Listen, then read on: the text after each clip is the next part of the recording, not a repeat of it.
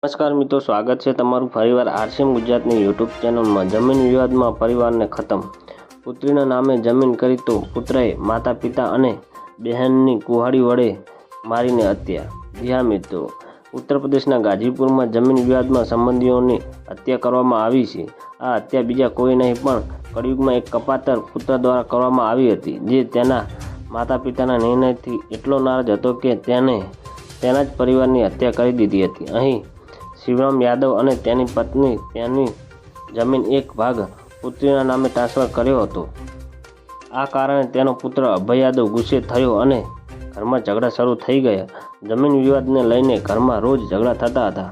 એક દિવસ આ ઝઘડો એટલો વધી ગયો કે અભય યાદવ સંબંધોની મર્યાદા ભૂલી ગયો અને ગુસ્સામાં આવીને તેના માતા પિતા અને બહેનને કુહાડી વડે મારી નાખી અને ભાગી ગયો। આ ટ્રિપલ મર્ડરની વાત છે।